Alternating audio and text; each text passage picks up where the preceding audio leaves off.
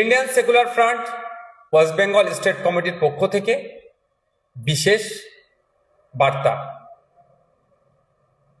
বর্তমান সময়ে একদিকে কেন্দ্রের ফ্যাসিস্ট সরকার, ঠিক সাথে সাথে আমাদের রাজ্যের আপাদমস্তক দুর্নীতিগ্রস্ত যে সরকার চলছে, এর বিরুদ্ধে পশ্চিমবাংলার মানুষ পরিত্রাণ পেতে চাইছে।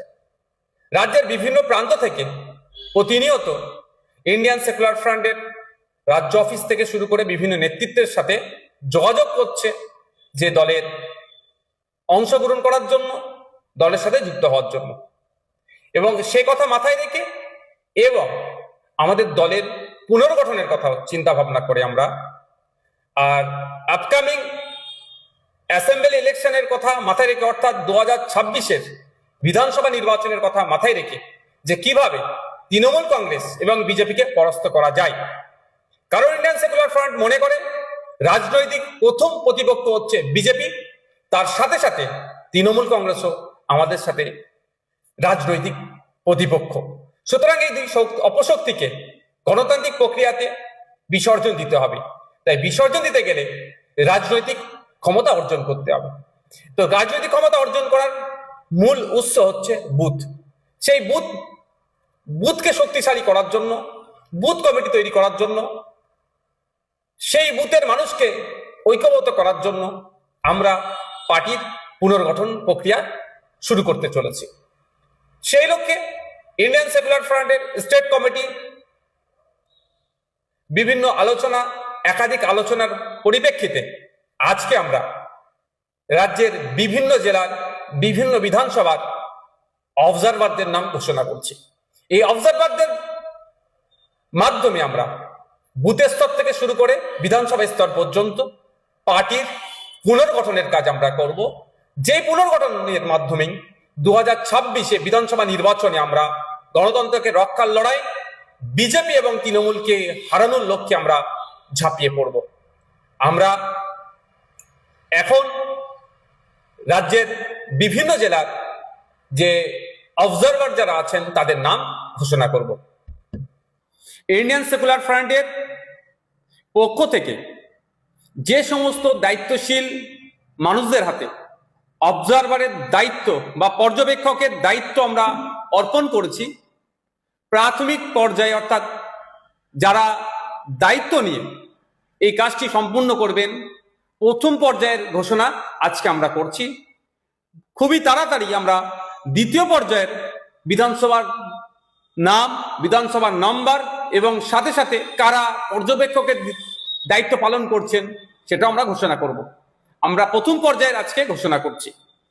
কুচবিহার জেলার কুচবিহার দক্ষিণ বিধানসভার পর্যবেক্ষক হিসাবে আমরা মোহাম্মদ শাহিনুর হক ও বাপি আলমকে দায়িত্ব দিয়েছি।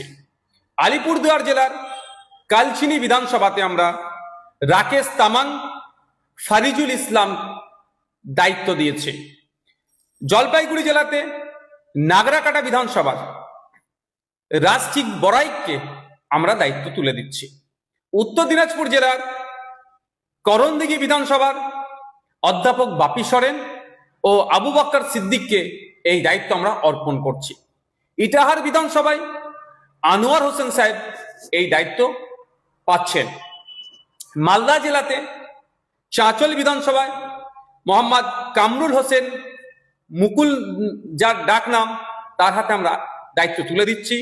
মোথাবাড়ি বিধানসভার মোহাম্মদ আলী কালিমুল্লাহ সাহেব, সুজাপুর বিধানসভায় মোহাম্মদ কালিমুল্লাহ হক সাহেব।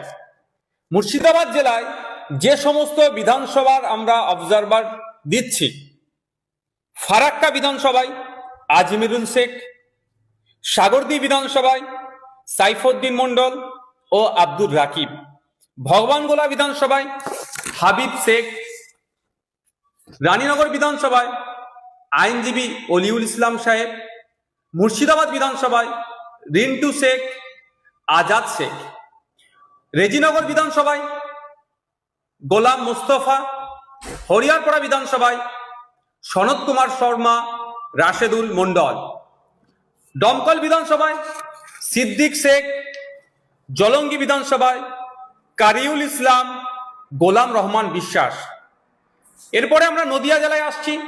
নদিয়া জেলার যে সমস্ত বিধানসভায় আমরা প্রথম পর্যায়ের অবজারভার নিয়োগ করছি তাদের নামগুলি হলো: করিমপুর বিধানসভায় অমিত চক্রবর্তী, যাকে পাপ্পু নামে পরিচিত যিনি; পলাশীপাড়া বিধানসভায় মহিবুল মণ্ডল; চাপড়া বিধানসভায় ফরজ আলী মোল্লা, রমজান আলী মণ্ডল; হরিণঘাটা বিধানসভায় শফিকুল মণ্ডল।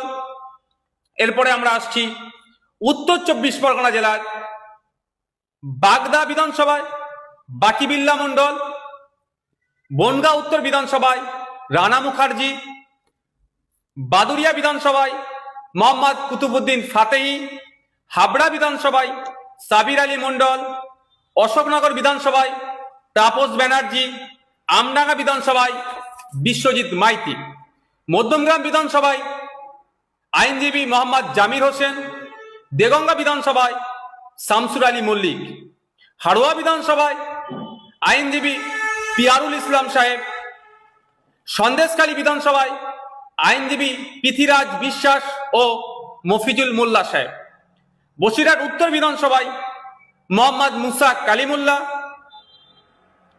দক্ষিণ 24 পরগনা জেলায় প্রথম পর্যায়ে যে সমস্ত বিধানসভার অবজারভার পশ্চিমবঙ্গ রাজ্য কমিটি এবং কেন্দ্রীয় কমিটি নিযুক্ত করেছেন তার নামগুলো আমি ঘোষণা করছি। গোসাবা বিধানসভার ক্ষেত্রে প্রশান্ত নায়েক; কুলতলি বিধানসভার ক্ষেত্রে শহীদুল ইসলাম মোল্লা; পাথর প্রতিমা আব্দুল গফফার মোল্লা; কুলপি আব্দুল মালেক মোল্লা; রায়দিঘি আব্দুল মালেক মোল্লা; মন্দির বাজার আমি মোহাম্মদ নওসাদ সিদ্দিকী; জয়নগর অনির্বাণ তলাপাত্র; বারাইপুর পূর্ব জয়দীপ গায়েন; ক্যানিং পশ্চিম গাজী শাহাবুদ্দিন সিরাজি ও মোহাম্মদ মোর্তজা খান; ক্যানিং পূর্ব গাজী শাহাবুদ্দিন সিরাজি; মগরাহাট পূর্ব কংসারী মণ্ডল; ডায়মন্ড হারবার আইনজীবী মোহাম্মদ শাহাদত শাহ; সোনারপুর দক্ষিণ অনির্বাণ তলাপাত্র; ভাঙড় আমি মোহাম্মদ নওসাদ সিদ্দিকী। হাওড়া জেলার যে সমস্ত বিধানসভায় এবং যাদেরকে প্রথম পর্যায়ে অবজারভার হিসাবে নিয়োগ করছি তাদের নাম এবং বিধানসভার নামও আমি উল্লেখ করছি। হাওড়া মধ্য বিধানসভায় নাসির খান; হাওড়া দক্ষিণ আইনজীবী শাহজাদা পারভেজ ও শেখ আব্দুল রাকিব; সাঁকরাইল শেখ নাজিম; পাঁচলা মুজিবুর রহমান; উলুবেড়িয়া পূর্ব নাসিরউদ্দিন মণ্ডল; উলুবেড়িয়া উত্তর শেখ মোহাম্মদ ইকবাল; উলুবেড়িয়া দক্ষিণ আফতাব উদ্দিন মোল্লা; শ্যামপুর শেখ কামাল উদ্দিন; বাগনান তুষারেফ মল্লিক ডাকনাম মুজিবর; আমতা আমাদের নাসিরউদ্দিন মীর; জগৎবল্লভপুর নাসিরউদ্দিন মীর; ডোমজুর আইনজীবী শেখ সাবির আহমেদ। হুগলি জেলার ক্ষেত্রে যে সমস্ত অবজারভার আমরা এবং যে সমস্ত বিধানসভায় আমরা নিয়োগ দিচ্ছি তার সেগুলি হলো: চণ্ডীতলায় শাহরিয়ার মল্লিক; ধনেখালি জিয়াউর রহমান মণ্ডল মিঠু; তারকেশ্বর বাবু মিদ্দা; পুরসুরা সিরাজুল ইসলাম মিদ্দা; খানাকুল সাদ্দাম হোসেন। এছাড়াও পূর্ব মেদিনীপুরে যে সমস্ত বিধানসভার ক্ষেত্রে আমরা নিয়োগ দিচ্ছি অবজারভার: পাঁশকুড়া পশ্চিম শেখ আকবর আলী, তার সাথে শেখ শামসুর আলম; ময়না বিধানসভায় আমিনুল ইসলাম; নন্দকুমার বিধানসভায় শেখ সিরাজ আলী; হলদিয়া বিধানসভায় শেখ আতিয়ার রহমান ও নাসির আলী; নন্দীগ্রাম বিধানসভায় মৌলানা সবে মিরাজ খান ও কালু মল্লিক। ঝাড়গ্রাম বিধানসভার ক্ষেত্রে আমরা ঝাড়গ্রাম বিধানসভাতে সুভাষ হেমব্রম ও বিনপুর বিধানসভায় অধ্যাপক বাপি সরেন; পশ্চিম মেদিনীপুর চন্দ্রকোনাতে লক্ষ্মীকান্ত হাঁসদা; গড়বেতা বিধানসভায় রমজান আলী খান ও মোহন টুডু। শালবনী বিধানসভাতে লক্ষ্মীকান্ত হাসদা। পুরুলিয়া জেলার যে সমস্ত বিধানসভাতে আমরা অবজারভার নিয়োগ করছি, পুরুলিয়া বিধানসভা মোহাম্মদ ওয়ারিস আনসারি, কাশীপুর বিধানসভা আনন্দ পরামানিক, পাড়া বিধানসভা গৌরীশ রায়। বাঁকুড়া জেলার আমরা এই প্রথম পর্যায়ে দুটি বিধানসভায় অবজারভার নিয়োগ করছি। প্রথমটি হলো তালডাংরা বিধানসভা, অবজারভার হিসাবে মোহাম্মদ জুলকার খান। দ্বিতীয়টি হলো বিষ্ণুপুর বিধানসভা, মেহেরুল আলম। পূর্ব বর্ধমানে এই মুহূর্তে আমরা একটি বিধানসভার অবজারভার নিয়োগ করছি। দ্বিতীয় পর্যায়ে আমরা আরো বেশ কয়েকটি বিধানসভায় আমরা আশা করছি অবজারভার নিয়োগ করব দ্রুত। পূর্বস্থলী উত্তর মৌলানা জাকির গায়েন সাহেব। বীরভূম জেলার যে সমস্ত বিধানসভাগুলি আছে, প্রথম পর্যায়ে আমরা দুটি বিধানসভায় অবজারভার নিয়োগ করছি। প্রথমটি দুবরাজপুর বিধানসভায় মনিসুর রহমান খান, যিনি অবজারভারের দায়িত্ব পালন করবেন। দ্বিতীয়টি মুরারই বিধানসভা, হজরত আলী নামে যিনি আছেন তিনি অবজারভারের দায়িত্ব গ্রহণ করবেন। আমরা এই সমস্ত দায়িত্বশীল ব্যক্তিদের হাতে প্রথম পর্যায়ের যে বিধানসভা এবং বিধানসভার যারা দায়িত্ব নেবেন তাদের নাম ঘোষণা করেছি। অনেকে অনেক জায়গা থেকে আমাদের সাথে যোগাযোগ করছেন। যারা কর্মী আছে তাদের সমস্যাটা হবে না, যারা নতুন যোগাযোগ করছেন তাদের ক্ষেত্রে বলবো, তাদের উদ্দেশ্যে বলবো যে ইন্ডিয়ান সেকুলার ফ্রন্টের সোশ্যাল মিডিয়াতে যে সমস্ত অফিসিয়াল পেজগুলি আছে আপনারা নিয়মিত সেখানে ফলো করবেন। ওই পেজগুলিতে আমাদের পার্টির যে পক্ষ থেকে যে অবজারভার আমরা নিয়োগ করেছি তাদের ডিটেলস, তাদের কন্ট্যাক্ট নাম্বার, যোগাযোগ নাম্বার আমরা ওখানে আপলোড করে দেব। আপনারা যারা নতুন রাজ্য অফিসে যোগাযোগ না করে অবজারভারদের সাথেও আপনারা যোগাযোগ করতে পারেন। আপনারা যারা পার্টির সাথে যুক্ত হতে পারেন, ওই অবজারভারের নাম্বার বা তার পরিচিতি আমরা আমাদের পার্টির ভেরিফাইড পেজগুলিতে আপলোড করব। ইন্ডিয়ান সেকুলার ফ্রন্ট ওয়েস্ট বেঙ্গল স্টেট কমিটি 26শে জুলাই রাজ্যের বিভিন্ন বিধানসভার অবজারভার ঘোষণা করলেন প্রথম পর্যায়ে। দ্বিতীয় পর্যায়ে আমরা খুবই শীঘ্রই বাকি কোন কোন সিটে অবজারভার আমাদের দেওয়া হচ্ছে সেটাও আমরা ঘোষণা করব।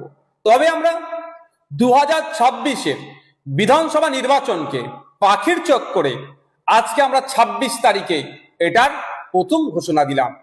আমাদের লক্ষ্য উদ্দেশ্য 2021 সালে পার্টির পীরজাদা আব্বাস সিদ্দিকীর হাত ধরে সূচনা হলে সেই সময় মানুষের কাছে সেই ব্যাপকভাবে আমরা পৌঁছাতে পারিনি। যত দিন যাচ্ছে আমাদের পার্টির বিভিন্ন স্তরের কর্মীদের, দায়িত্বশীলদের পারফরমেন্সের বেসিসে সাধারণ মানুষ আমাদেরকে আপন করে নিচ্ছে। তাই আমরা সাধারণ মানুষের ভালোবাসা, দোয়া, আশীর্বাদ দিয়ে 2026-এর বিধানসভা নির্বাচনে গণতন্ত্রকে রক্ষার লড়াইয়ে, গণতান্ত্রিক প্রক্রিয়াতে ঝাঁপিয়ে পড়ব। সাধারণ মানুষের দোয়া, আশীর্বাদ তথা ভোট নিয়ে আমরা ডবল ডিজিটে যাতে পৌঁছাতে পারি তার সর্বোচ্চ চেষ্টা করব।